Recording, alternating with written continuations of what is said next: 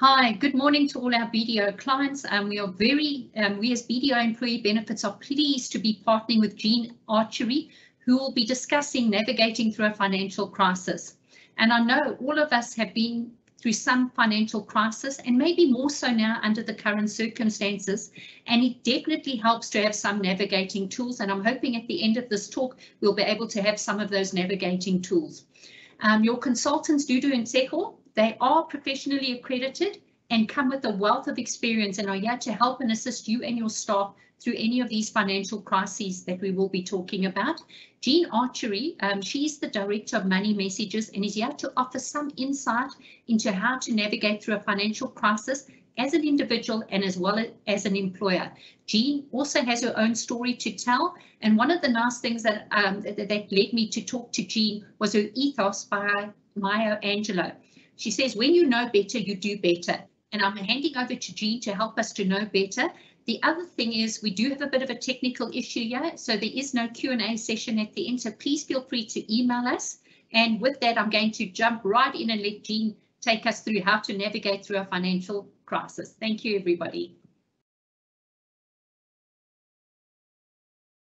Morning, everyone, and thank you for that intro, Cindy. So, if there's anything that COVID reminded us of, and I know that a lot of people are probably tired of hearing about COVID, is that life is not only short, but also unpredictable. Can you believe that it's actually 2 years that has passed since that dreadful disease broke out? Every single one of us has suffered some sort of loss as a result as a result of COVID, whether it was loss of loved ones, loss of business, or loss of income. Not one of us escaped the damage that COVID caused. Neither could any of us have predicted something like this. And, the financial impact for many was awful, but for those who suffered the least financial loss, had the foresight to actually plan ahead. And these were businesses that had taken the time to build their disaster recovery plans.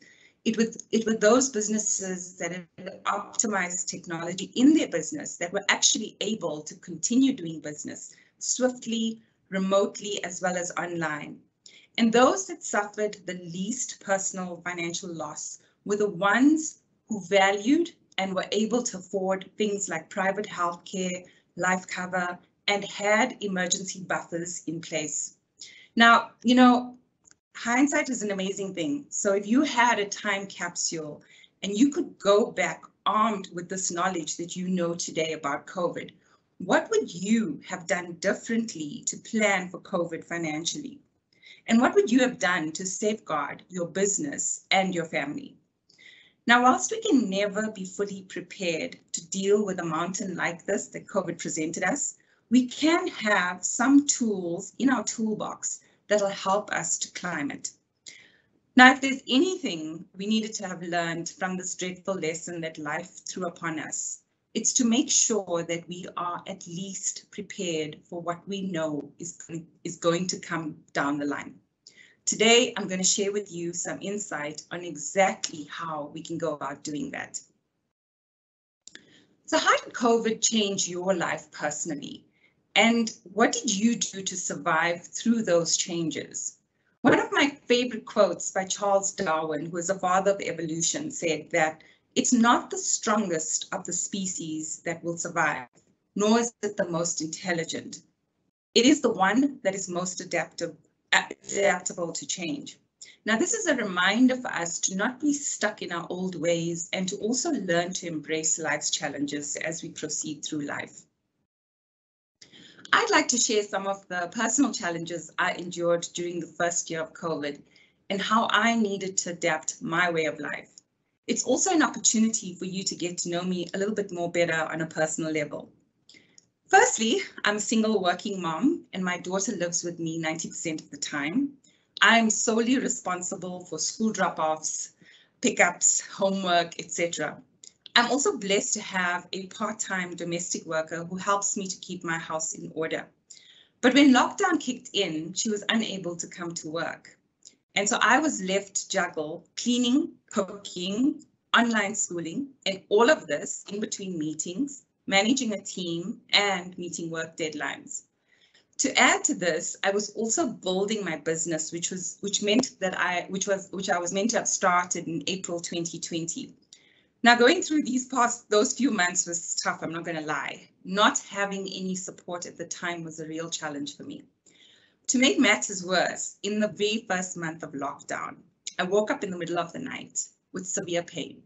I self-medicated for 3 days, and the pain would just not go away. Eventually, I drove myself to the ER, leaving my 12-year-old at the time alone at 6 a.m. in the morning. That year, I ended up undergoing 3 surgeries. Now, for someone who is an avid gymmer and fairly fit, that was a bit of a tough pill to swallow. I also had to end up postponing my exit from my full-time job to launch my business, Money Messages, by an entire year, which is also frustrating. Now, I had 2 choices. I could complain and feel sorry for myself, or I could find ways to adapt. I also knew I had to limit the disruption for my daughter, and I knew that my mental and my physical well-being was of utmost importance if I was going to survive this period. So I started to look for ways in which I could work smarter and live smarter. And one of the things that I did was relook the way I spent my time. And remember, my domestic wasn't at home, so I had to manage a lot of the housework by myself. So I invested in this little gadget, which is an automatic vacuum cleaner. And, you know, at the time, my colleagues actually thought that I was crazy to have invested in something like that. But, you know, I needed to do what I needed to do so I could just actually survive going through those moments of time, moments of lockdown. Now, my personal challenges through COVID were minor in comparison to the painful experiences that many of you had. Some of you have lost far more and had to endure much more painful losses than what I did. We all had our emotional well-being tried and tested in some way or the other.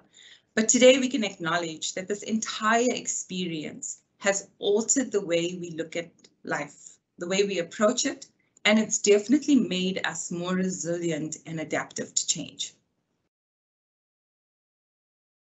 So today we're going to discuss 3 key points. Firstly, I'd like to share why empowering others about money is important to me. Next, we will look at some research that dives deeper into the current challenges we face. And lastly, we will look at some ways in which we can pave the way for a better future for ourselves, our families, our business, and our employees. But before we kick in, just a few disclaimers.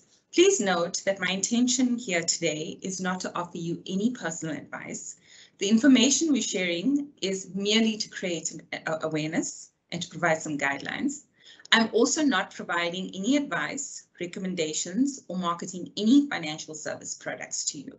Should you require any of the above, please contact your BDO financial advisor or planner or your employee benefits team member. So why is this important to me? Now, I mentioned earlier that I left my corporate job as a single mom amidst a global pandemic to pursue my passion. What was meant to have happened in April 2022 only came to fruition in May 2021. Why did I wait a whole year? Well, firstly, my fear of walking away from a secure income as a single mom amidst a pandemic kicked in. People were losing their businesses and jobs around me. I started to also listen to the noise. I questioned my sanity on a number of occasions, and I also reinforced my own negative self-limiting beliefs. You know what I'm talking about, that little voice in your head that you listen to that tells you you can't. So for the next 12 months, I focused on eradicating some of those limiting beliefs, and I reminded myself to focus on my passion. Some of the things I did was attend several self-development and coaching programs. I read, I meditated, and I continued to work on my business plan. Now, in hindsight, I realized that that delay was actually a necessary part of my journey, a lot like my personal story that I'll share with you in a bit as well.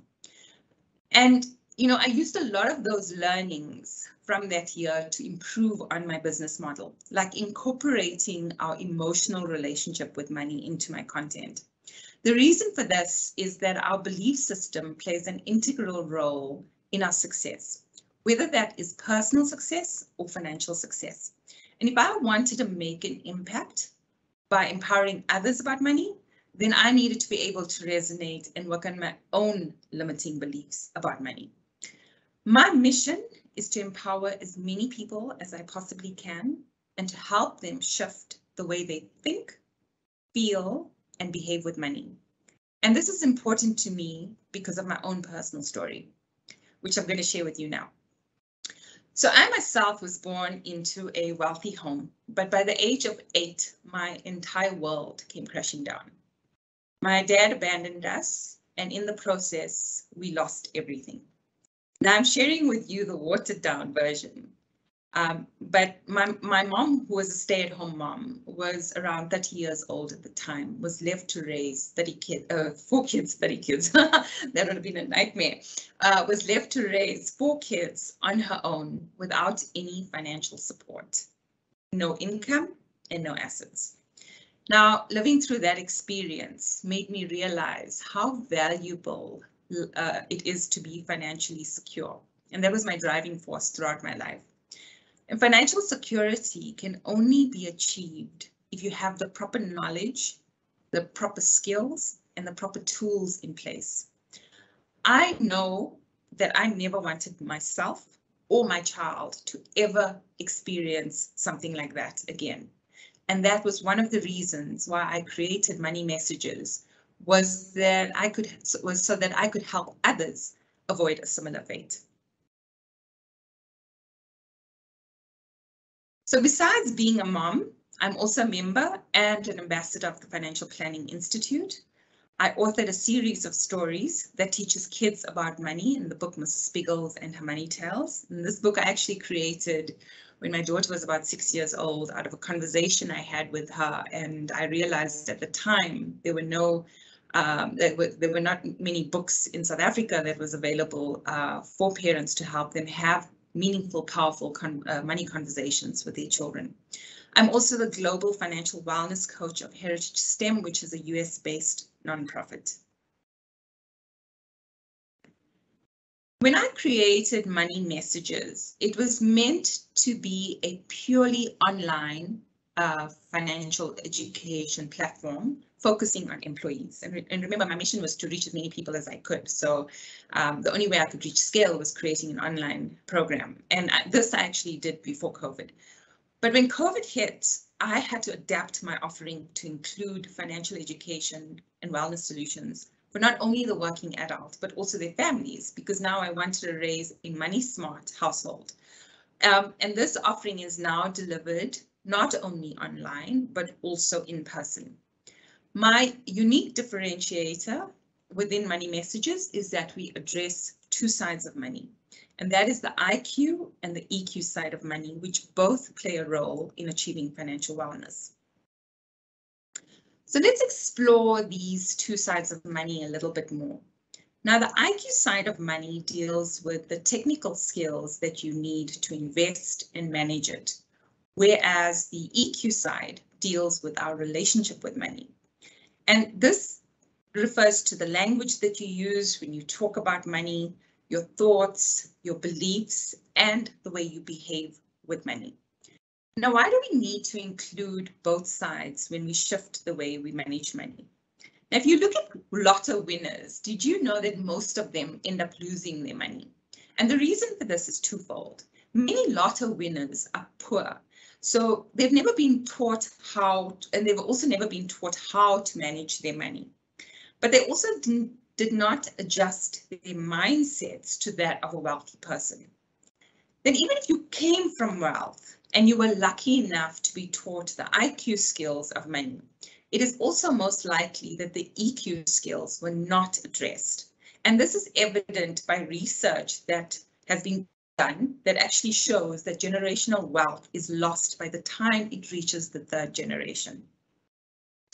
Take my own personal story. Having been born into wealth, there was no shortage of money. My dad was a successful businessman, and I mean, he built his business from scratch. I was bound to have had exposure to an abundance mindset if he maintained a relationship with us. But when that was taken away from me at the age of 8, my entire life changed forever. Life was tough after that. My mom sometimes worked 2 jobs at a time just to put food on the table. We went from living in a 5-room house to all 5 of us living in a 1-room house. Now, when you live through an experience like that, you begin to question your worth in this world. And so was born a scarcity mindset and many other self-limiting beliefs. This was another reason for me delaying my exit and walking away from a secure income. But I am living proof that if I can overturn those negative beliefs and live my purpose, then you can too. If I had given in to those beliefs, I would not be delivering this talk to you today. I needed to go through that experience to be able to create a platform that addresses both the IQ and EQ of money. I also needed to go through my own personal childhood experience so that I could find my passion, which is to empower as many people as I can to improve their financial wellness.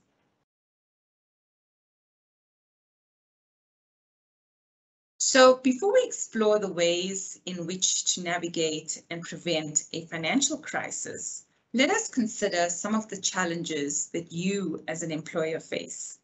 Next slide, please. Thank you. We know that life as it is can be very complex and difficult to navigate under normal circumstances. We have to deal with challenges in our personal life, with our families, with our friends, and even in the workplace. Throw in a global pandemic, there's bound to be chaos, concern, and even more worry. In South Africa, we also have the added issues of load shedding, corruption, high unemployment rates, taxes, as well as a struggling economy. Now, if we look at the issues that were highlighted by the pandemic, and that was issues that were highlighted across the globe, and some of these were social, political, and even economic issues. Lockdown, as we know it, forced many businesses who hadn't had the time or the resources to adapt to either close down or to retrench staff. And this then snowballed into even higher unemployment rates, especially for South Africa. Most of us working in the corporate world were fortunate enough that we were able to work remotely. However, many of the poor didn't have the same opportunities. Many of the poor have jobs that didn't allow them to work from home. And I think sometimes this is something we fail to remember. And for many of those poor people that actually contracted COVID, many of them were not able to take sick leave, or they weren't able to afford to take sick leave. And even if they did, they only get paid for the days that they work. Some of the global research that was conducted since COVID, some of those statistics found that mental health issues became more common, especially amongst the less fortunate. The prevalence of depression was 3 times higher than that of before the pandemic. Things like lower income, inadequate savings, and exposure to job losses were linked to a 50% higher risk of depression. We also found out that financial instability impacts physical health. Now, even after a year, the survey showed that many people were still worrying about money issues. I think it's going to take a very, very long time for people to recover from the financial impact that COVID has caused. Financial strain is also associated with depression, anxiety, and even relationship problems. If we look back at the Great Depression in 1929, it was a traumatic experience for many people that lived through that era. It resulted in an entire generation of hoarders who were worried about not having enough for the future. It also created anxiety and a scarcity mindset. And I actually think back and I realize, okay, this is why my mom has issues letting go of stuff. Brad Klontz, who's a financial psychologist, whose grandfather lost all his money in the Great Depression, never put any of his money after that into a bank account. Now, experiencing some level of stress is actually normal, but if it is left unprocessed, it can actually become dysfunctional, manifesting in extreme, obsessive, and even irrational behaviors.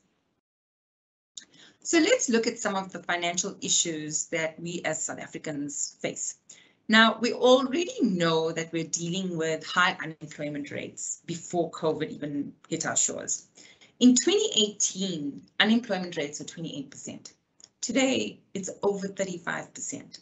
Now, that is high. Mandatory vaccinations in certain companies, or in most companies, will probably mean that employees are going to be forced to leave their jobs. Then there's also the issue of the Great Resignation, where people are not wanting to go back to the office, and if they're forced to, they end up resigning. Then there is the issue of South Africa not having a savings culture. And I think this is a global problem, not only a South African problem. Also, were you aware that only 6% of South Africans will retire financially comfortable?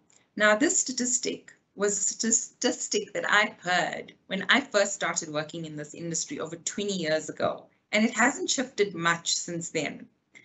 With the impact of COVID, this also meant that many people were withdrawing their retirement savings, or they simply couldn't afford to continue contributing towards it. So how do we expect people to save for the future when they are barely making ends meet today? Currently, pensioners on average are also only able to replace 28% of their income in retirement. This means that if their last salary is 30,000 Rand a month, they will only have 8,400 Rand a month in retirement. According to a benchmark survey done by Sanlam, 61% of pensioners cannot make ends meet. Now, some other financial issues that we as South Africans face. Firstly, we have poor financial literacy rates. We don't teach children about money matters from a young age. It's not a school subject. And even if it is taught, some aspects of it might be taught, it's not enough.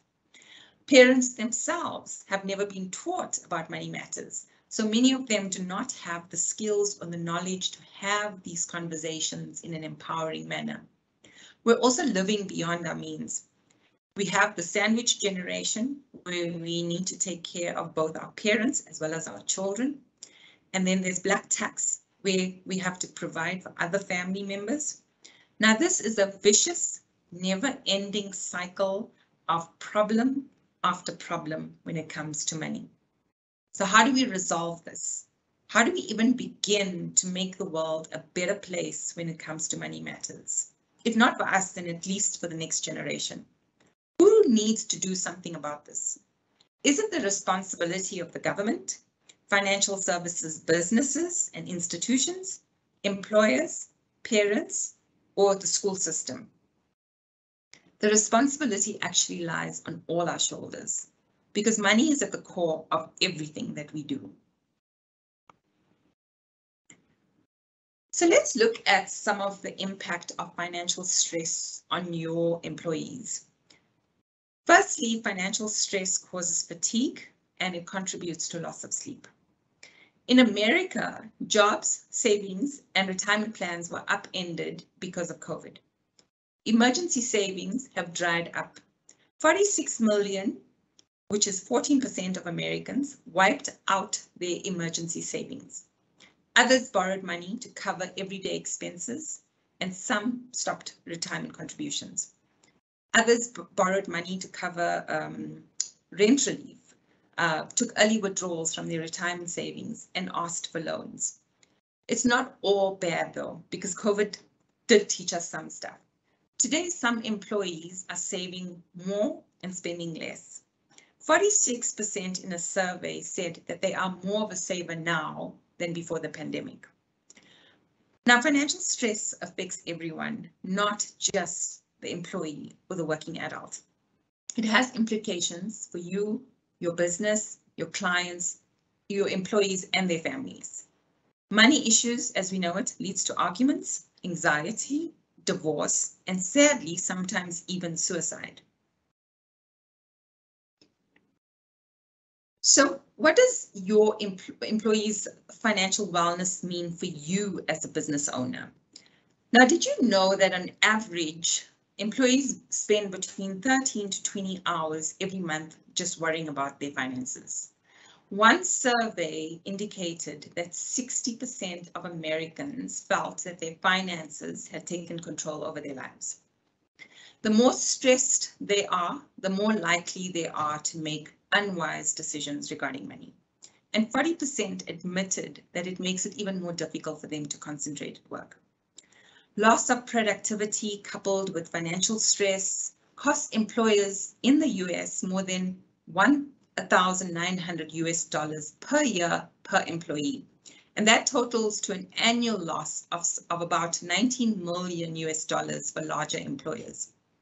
Another survey found that 41% of those with financial worries lose more work time to absence than peers without financial worries. They also have lower engagement levels and are less productive. So we know that financial stress can lead to lowered productivity. It can impair ability to problem solve, moodiness, irritability, loss of sleep, problems collaborating and communicating.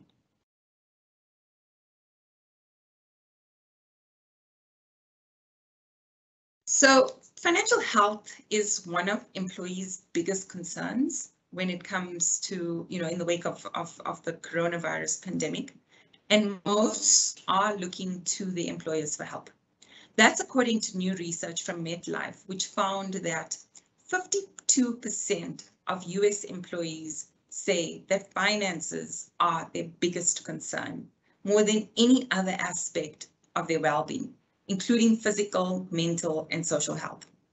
An analysis of pre-COVID data shows that employees are now more likely to believe that the employers have a responsibility to address their health and their well-being. And this is particularly true when it comes to their financial well-being. So here are just some of the top 10 stresses that are related to the devastating impact of the pandemic on personal finances. 88% of those surveyed stated that the pandemic is causing them financial issues. And what's causing the most stress? 41% said that not having enough in emergency savings was causing the most stress. Inability to pay their utilities and inability to pay mortgage or rent was at 28%. Stock market fluctuations was at 25%. Paying credit cards and inadequate retirement savings was at 23%. And then paying for medical bills was at 18%. Another survey found that employees say that 53% of them said that they are stressed about money. 56% said that their stress interferes with their work, and 83% said that financial benefits were critical to their health. So let's look at some events that occur when employees are most likely to seek financial help. Firstly, 42% say will look for financial help when making an important decision like buying a home or investing. 25% would seek help when in a financial crisis, such as a job loss or a lack of cash flow. And only 10% during a life event, such as birth of a child, a divorce, or death.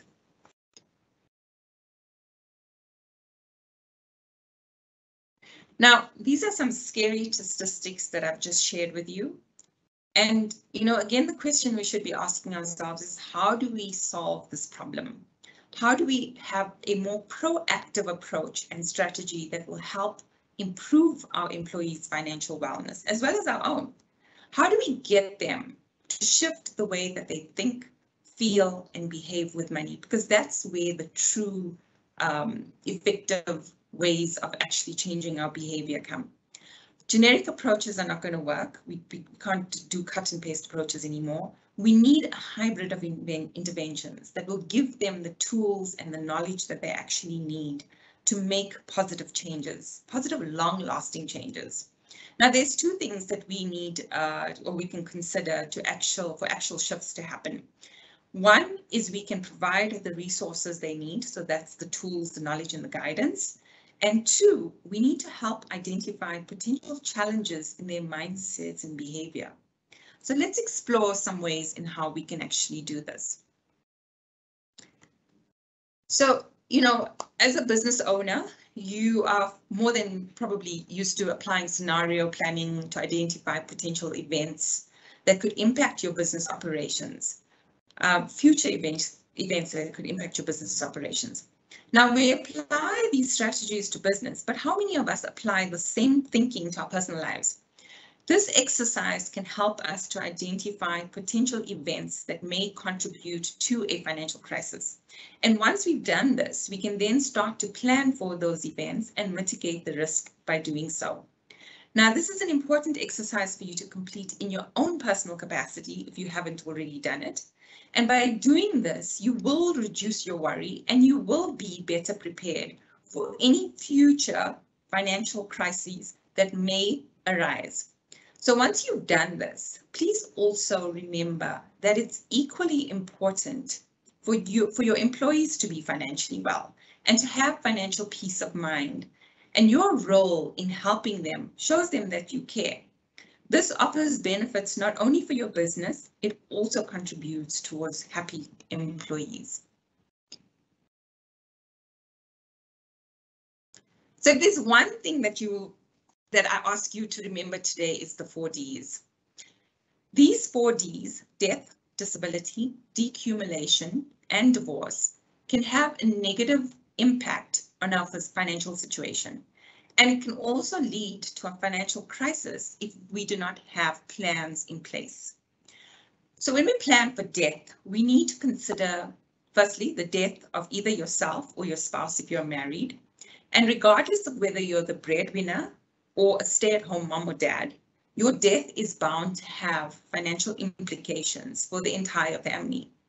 Now, if you have a spouse staying at home to take care of children and not contributing financially to the household, their absence will mean that somebody else needs to fulfill those duties. And more than likely, if it's not yourself, it's going to be either a nanny or an au pair. And this has a financial implication to it.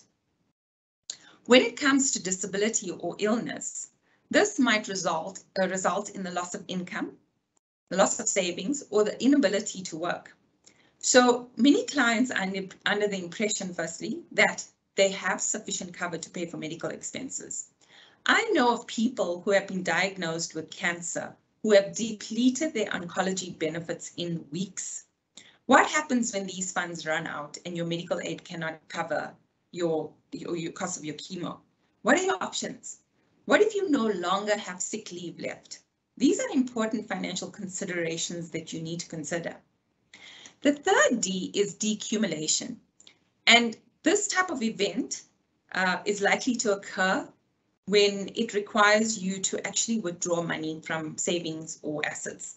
And these events are similar to, or these events that would arise are anything that would be a loss of income. So maybe losing your job, shortfall in business revenue, and we know what happened when COVID hit our shores and businesses had to lock down, or even retirement would allow you to withdraw savings to be able to live a comfortable retirement.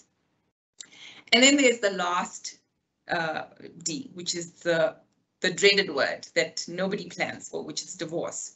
Not only are you separating from a spouse, but this also means that your financial responsibilities and your financial goals are also going to be separated too.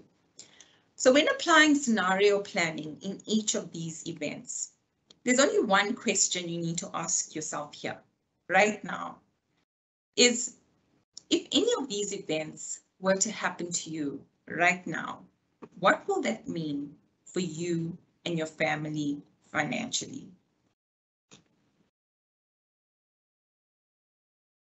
So we'll only have time to unpack one of the Ds. So let's look at, planning for a financial crisis such as death. Now, at the end of the session, we are going to send out a link, or I think Zan is going to share the link on the chat. If we're not able to do so, then we will send it out.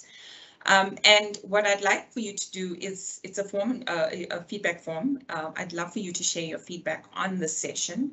I will then send you a free workbook that has the exercises that you can complete for each of the Ds, so that can help you to actually prepare for apply scenario planning to each of those situations.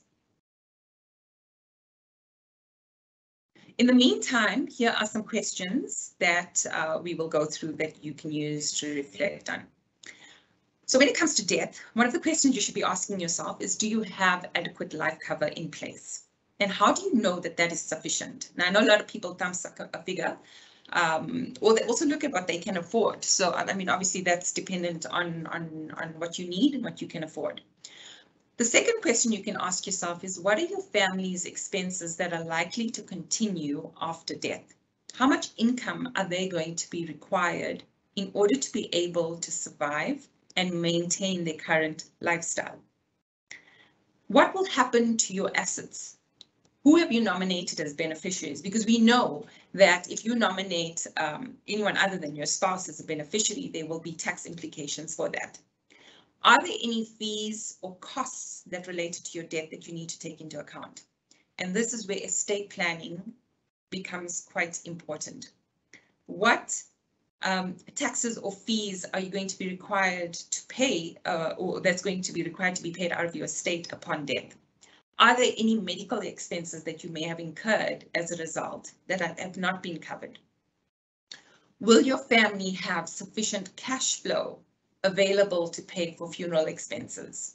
Is there anything else that you need to do or have in place to reduce not only the financial impact of your death, but also the emotional impact?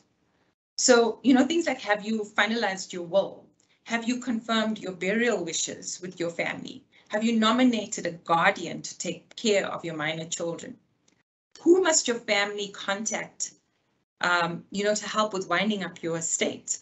Do they have access to your financial records?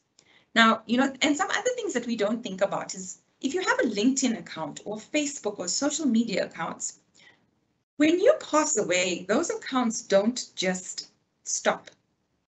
Those accounts continue. So things like, who actually shuts down those accounts are things that need to be discussed with your family. Now, your answers to all of these questions will guide what you need to do going forward. And that might be to sit down with your family to discuss the implications up front. You might need to call your advisor to review and update your plans. You might need to make sure that you have an updated will in place and that you've discussed your burial wishes with your family. Now, we know that these are not nice conversations to have, but I assure you that having them now will provide a lot of clarity for your loved ones later on when you are no longer around to have them. Taking care of the financial implications of your death before it happens reduces the burden on your family, and it gives them time to heal from losing you without having to worry about money.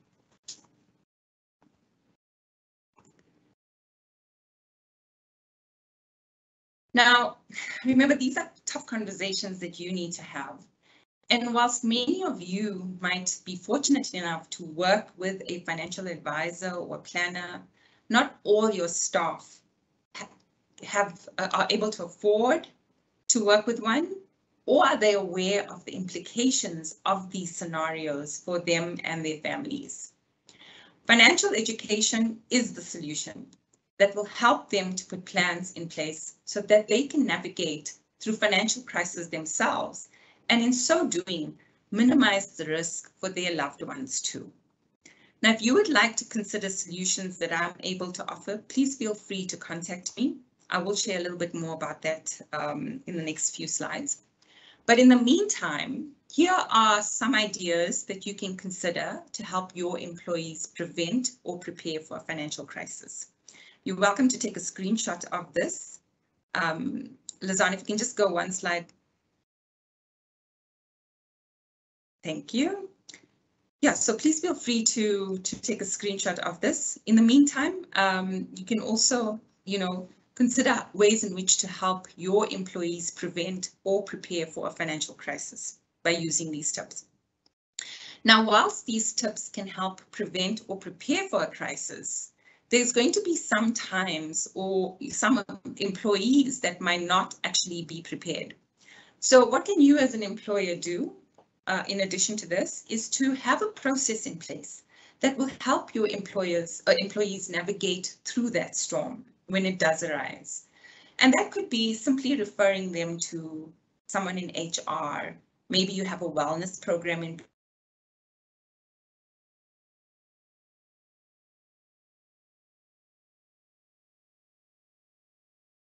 moments of anxiety or in moments of crisis. But when you're on the outside looking in, it's easier for you to calm them down and to take the lead. Be kind, give them time off when needed, and offer any other emotional or even financial support to help see them through this difficult time. So next slide, please, Lazan. Some of the ways in which money messages can help. So we offer, and earlier on I mentioned when I adapted my business model, it was to be able to deliver solutions to the employee as well as their families, and also to deliver it not only online, but also in person. So we offer 3 ways of engaging. One is an online platform that is basically allows employees and their families access to online courses, and they can work through that content at their own pace.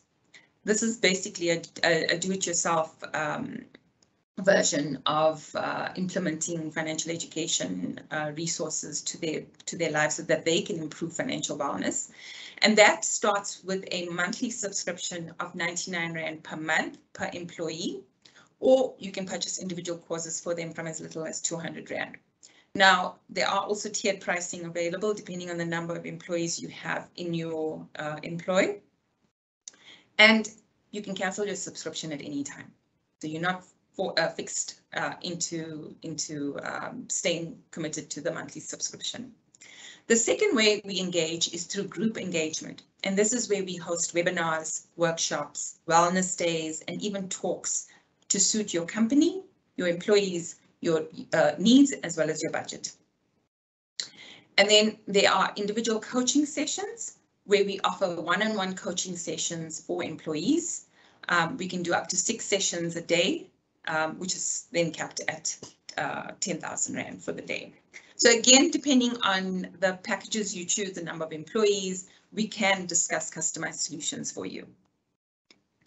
Just to show you some of the courses that we do have available. So we have a number of other additional courses that is available for the working adult as well.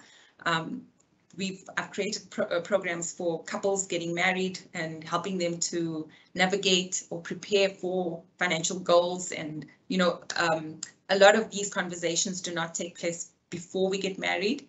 A lot of these conversations take place whilst we're married and leads to arguments. So this course actually prepares people getting married to understand what their responses, behavior, thoughts are about money before you actually even get to an ugly situation. We've also created content for domestic staff because they are part of our household. I've taken my own domestic staff through this course. And, before she started the course, she wasn't saving. When she completed the course, she started saving 20% of her salary. Now, not everybody can afford to save 20%. She was quite fortunate in that she was able to do so. I've also created courses for teenagers to help teenagers. My daughters are going to be 14 this month. And I need to make sure that, I equip her with the knowledge and skills that she needs to be able to manage her money as an adult. There's also stories for young children, young adults, and for parents who want to be able to have more meaningful conversations with their children. So next slide, please. So please feel free to connect with us. We are on LinkedIn under Money Messages as well as Facebook. I've also created a group for parents who want to raise money smart kids on Facebook. You're more than welcome to visit my website, which is, and also take a screenshot of this. You can also email us on info@moneymessages.co.za should you wish to request any further information. And then again, just to remind you to please complete the feedback form, and I will be able to then send you the free workbook that will help you to plan for 4Ds. And again, if I can just, reiterate that many of us are fortunate enough to be able to work with a financial advisor or financial planner. We may have had our parents who had given us some sort of information and guidance around money matters. I myself grew up in an environment where my mom was busy working 2 jobs at a time to be able to put food on the table. So there wasn't many money conversations that continued, and in hindsight, if I look at it, I may have been disadvantaged in terms of the learnings that I had to, that I was privy to around money. I remember my mom saying to me that we were never buy things on credit, always buy on cash. The other thing that, that was drilled into us is when you finish school, go and study, get an education and find a job. So, all of those things contribute towards the way you look at money, the way you feel about money, the way you behave with money. Your employees may not be as privileged as what some of us were to have access to these resources. And the greatest gift you can give them is to help them and their families prevent any financial crisis that they might not have planned for. So I'd just like to take this opportunity to thank Cindy and the team at BDO for giving me the opportunity to talk to you today. And as Cindy mentioned, my entire ethos on Money Messages was basically built on Maya Angelou's quote, which says, when you know better, you do better. And I sincerely hope that with the information that I've provided for you today, that at least that there is one takeaway that you can apply in your own personal life so that your families are taken care of. Thank you. Okay, so yes, Jean, thank you so much for your sobering and insightful talk. I really hope that we all can take something away from this and be able to do better. Following on from that, the other thing is we are going to be sending out a survey with the a recording of the event. So please look out for that. And as Jean said, she's going to send out a workbook if you answer that. And also, it just got me thinking about that Scouts motto of being prepared, prepare for the worst and we can mitigate the losses. And I think that's really what's coming through here as well. And also as employee benefit consultants, Seth, Dudu and myself are here to help you with your staff queries and with you as an employer to be able to do better going forward. The other thing, I'd also like to take this opportunity to wish you all a safe, happy Easter and looking forward to engaging with you all in the near future. Please take care, everyone, over this time. Thank you so much. Thanks so much for your time, Jean, again.